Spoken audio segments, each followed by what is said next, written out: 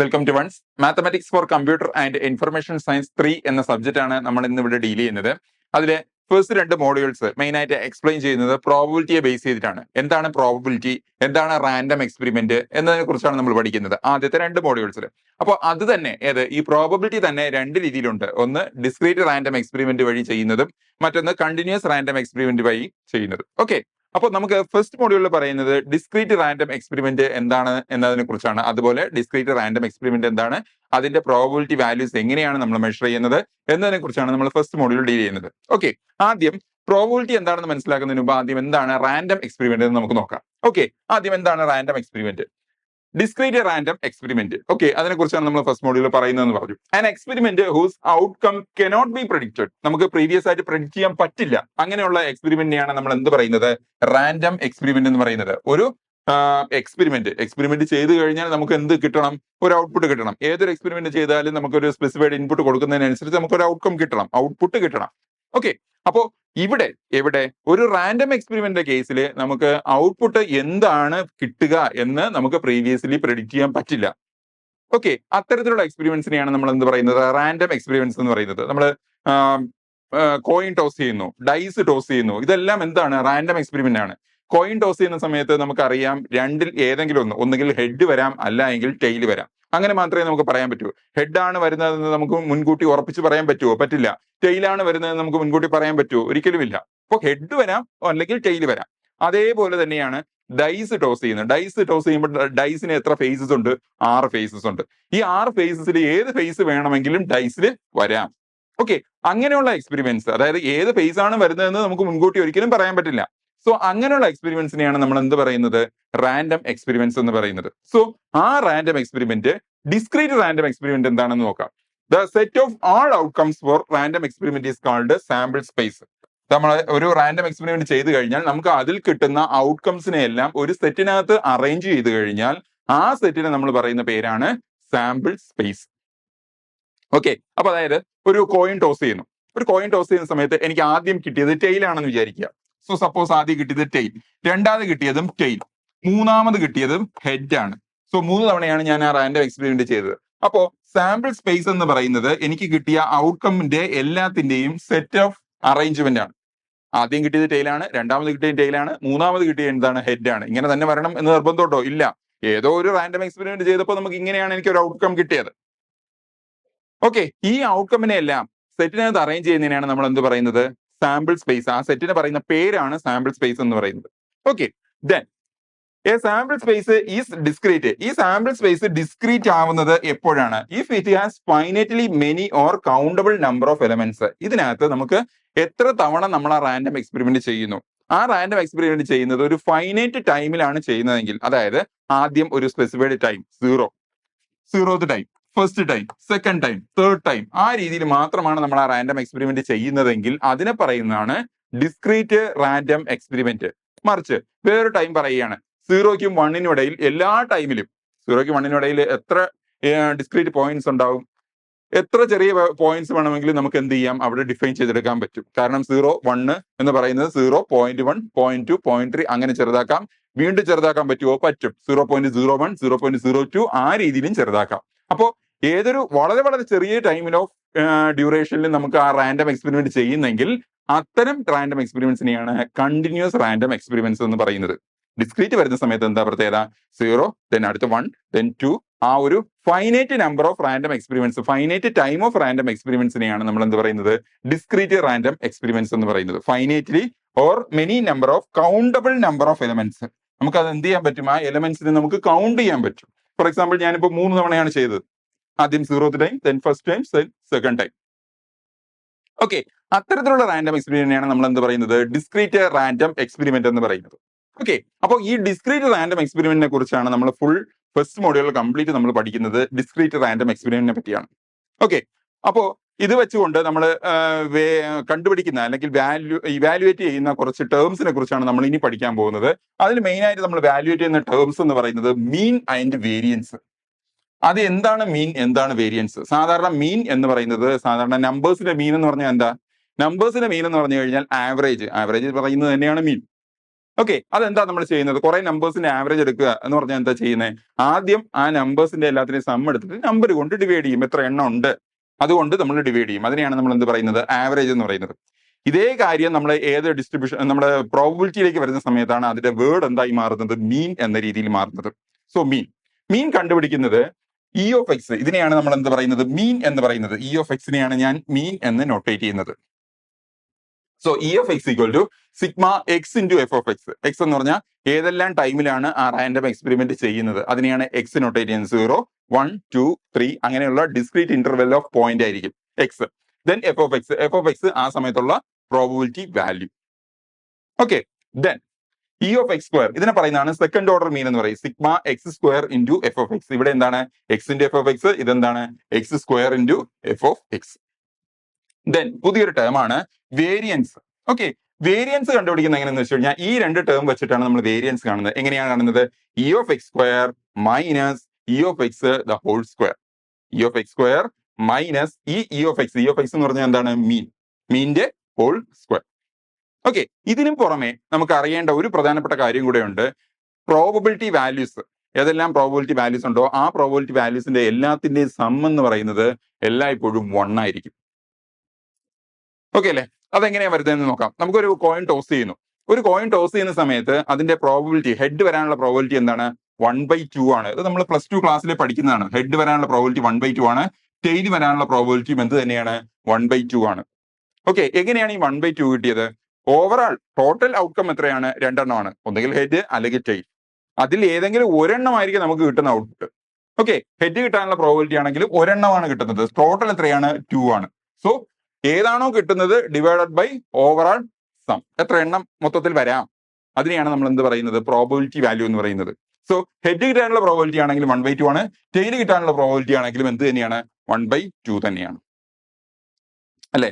So ഈ രണ്ട് probability values ഞാൻ ആഡ് ചെയ്യുമ്പോൾ എനിക്ക് എന്താണ് കിട്ടുന്നത്? 1/2 പ്ലസ് 1/2 1 ആണ് കിട്ടുന്നത് അല്ലെ? 1/2 പ്ലസ് 1/2 എന്ന് പറയുന്നത് എന്ത് തന്നെയാണ്? 1 അല്ലേ? 1/2 പ്ലസ് 1/2 ഇസ് ഈക്വൽ ടു 1. ഇനി ഇതേ സ്ഥാനത്ത് ഞാനൊരു ഡൈസ് ടോസ് ചെയ്യാണ്. ഡൈസ് ടോസ് ചെയ്യുന്ന സമയത്ത് അവിടെ കിട്ടുന്ന പ്രോബബിലിറ്റി എന്താണ്?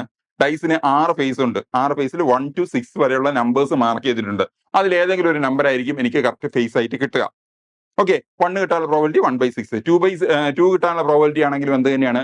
1/6, 3 കിട്ടാനാണെങ്കിലോ 1/6. എല്ലാം വാല്യൂ കിട്ടാനായിട്ട്, അതായത് 1 കിട്ടാനുള്ളത് 1/6, 2 കിട്ടാനുള്ളതും 1/6, 3 ആണെങ്കിൽ 1/6, 4 ആണെങ്കിലും 1/6, 5 ആണെങ്കിലും 1/6, 6 കിട്ടാനാണെങ്കിലും പ്രോബബിലിറ്റി 1/6. ഓവറാൾ സം എത്രയാണ്? 1 ആയിരിക്കും. അതായത് എല്ലാ പ്രോബബിലിറ്റി വാല്യൂസിന്റെ സം എല്ലായ്പ്പോഴും എത്രയായിരിക്കും കിട്ടുക? 1 ആയിരിക്കും കിട്ടുക. അത് ഇമ്പോർട്ടന്റ് ആയിട്ടുള്ള കൺസെപ്റ്റ് ആണ്. ഓവറാൾ പ്രോബബിലിറ്റി വാല്യൂസിന്റെ സം എന്ന് പറയുന്നത് 1 ആയിരിക്കും. ഇത്രയും കാര്യങ്ങൾ നമ്മൾ അറിഞ്ഞിരിക്കണം ഈ ഒരു ചാപ്റ്റർ സ്റ്റാർട്ട് ചെയ്യുന്നതിന് മുമ്പ്. മീൻ കണ്ടുപിടിക്കുന്നത് എങ്ങനെയാണ്? വേരിയൻസ് കണ്ടുപിടിക്കുന്നത് എങ്ങനെയാണ്? പിന്നെ അതുപോലെ ഓവറാൾ പ്രോബബിലിറ്റിയുടെ സം എന്ന് പറയുന്നത് 1 ആണ്. സോ നമുക്കൊരു പ്രോബ്ലത്തിലേക്ക് കടക്കാം. സിമ്പിൾ ആയിട്ട് ഒരു പ്രോബ്ലം നോക്കാം. എങ്ങനെയാണ് ആ പ്രോബ്ലം ചെയ്യുന്നതെന്ന് നോക്കാം. A discrete random variable X has following probability distribution function. ഒരു ഫംഗ്ഷൻ പറയുന്നുണ്ട്. എക്സിന്റെ ഡേറ്റ വരുന്നു 0, 1, 2, 3 എക്സെട്ര അപ് ടു ഏതുവരെയാണ്? 8 വരെ. അതുപോലെ അതിന് കറസ്പോണ്ടിങ് ആയിട്ടുള്ള എഫ് ഓഫ് എക്സ്, അതായത് പ്രോബബിലിറ്റി ഡിസ്ട്രിബ്യൂഷൻ വാല്യൂ 0 ആണെങ്കിൽ എ ആണ്, 1 കറസ്പോണ്ടിങ് 3a ആണ്, 2 കറസ്പോണ്ടിങ് 5a, അങ്ങനെ 17a വരെ. ഓക്കെ അല്ലേ? സോ ഫൈൻഡ് എന്തൊക്കെയാണ് കണ്ടുപിടിക്കാൻ പറയുന്നത്? Find A and P of X less than 3. A കണ്ടുപിടിക്കണം, എക്സ് ലെസ് ദാൻ 3യുടെ വാല്യൂ കണ്ടുപിടിക്കണം, ആൾസോ എന്തും കണ്ടുപിടിക്കണം? വേരിയൻസ് കണ്ടുപിടിക്കണം. ഇത് ഓരോന്നും എങ്ങനെയാണ് കണ്ടുപിടിക്കുന്നത് നോക്കാം. ഞാൻ പറഞ്ഞു overall probability, F of X represent ചെയ്യുന്ന പ്രോബബിലിറ്റി വാല്യൂസിനെയാണ്. ഓവറാൾ പ്രോബബിലിറ്റിയുടെ സം എത്രയെന്നാണ് ഞാൻ പറഞ്ഞത്? 1 ആണെന്നാണ് പറഞ്ഞത്. അപ്പോ ഈ പ്രോബബിലിറ്റീസ് ഏതൊക്കെയാണ്? A, 3a, 5a, 7a, 9a, 11a, 13a, 15a, 17a. ഇതെല്ലാം കൂടെ ആഡ് ചെയ്യുമ്പോൾ എനിക്ക് കിട്ടുന്ന വാല്യൂ എത്രയായിരിക്കും? 1 ആയിരിക്കും. സോ നമുക്ക് ആഡ് ചെയ്ത് നോക്കാം.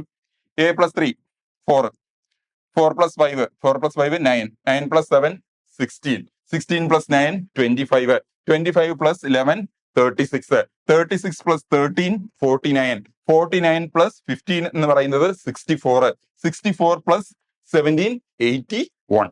സോ 81a ആണ് ഓവറാൾ പ്രോബബിലിറ്റീസിന്റെ സം. അത് എന്തിന് ഈക്വൽ ആണ്?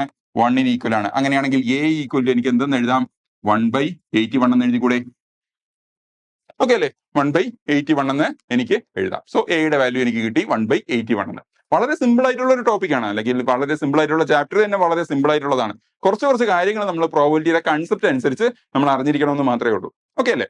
നൗ അടുത്ത് കണ്ടുപിടിക്കാൻ എന്താ പറയുന്നത്? P of X less than 3. എക്സിന്റെ വാല്യൂ 3യേക്കാളും ലെസ് ദാൻ ആണ്. 3യേക്കാളും ലെസ് ദാൻ വരുന്ന കേസുകൾ ഏതൊക്കെയാണ്?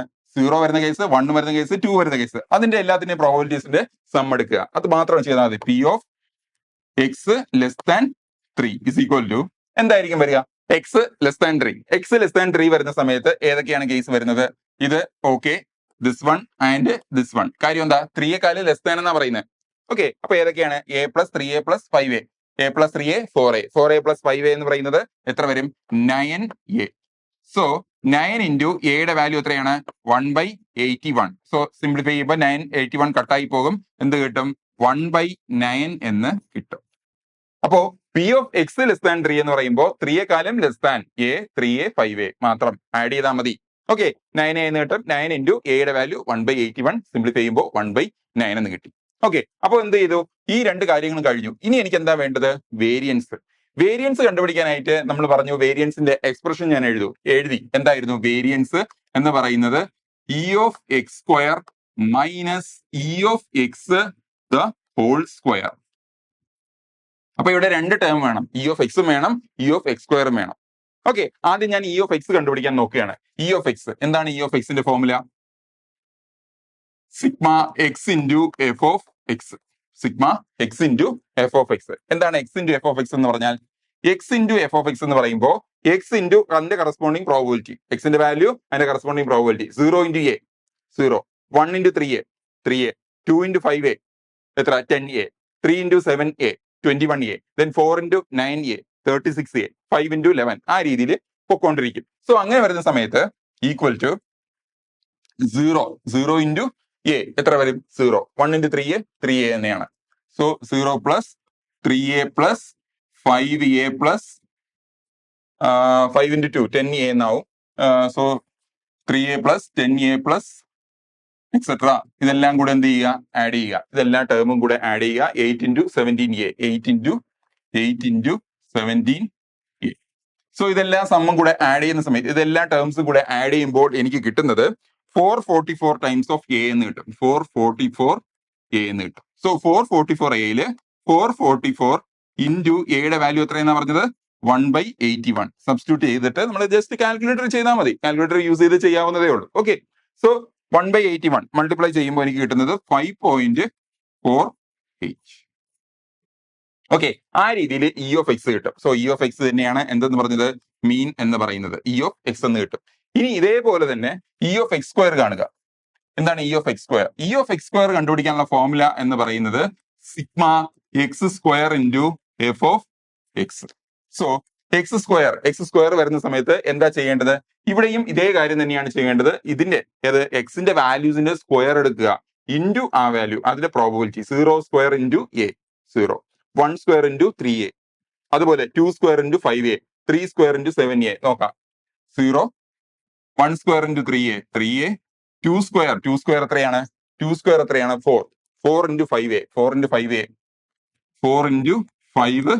അടുത്ത 3 സ്ക്വയർ എന്ന് പറയുന്നത് 9 ഇൻറ്റു 5 7a. അടുത്ത 4 സ്ക്വയർ എത്രയാണ്? 16 ഇൻറ്റു 9a. ഈ രീതിയിൽ പൊക്കോണ്ടിരിക്കും. ഓക്കെ, ഇതെല്ലാം കൂടെ സം ചെയ്യുക. എല്ലാ വാല്യൂസും കൂടെ 8 സ്ക്വയർ ഇൻറ്റു 17a. ആ രീതിയിൽ മൾട്ടിപ്ലൈ ചെയ്യുക. അതിന്റെ എല്ലാ എലമെന്റ്സിനെ എന്ത് ചെയ്യുക? ആഡ് ചെയ്യുക. ആഡ് ചെയ്ത് വരുന്ന സമയത്ത് നമുക്ക് കിട്ടുന്ന വാല്യൂ എന്ന് പറയുന്നത് ഇസ് ഈക്വൽ ടു 2796 എ എന്ന് കിട്ടും. സോ വീണ്ടും എയുടെ വാല്യൂ 1/81 സബ്സ്റ്റിറ്റ്യൂട്ട് ചെയ്യുക.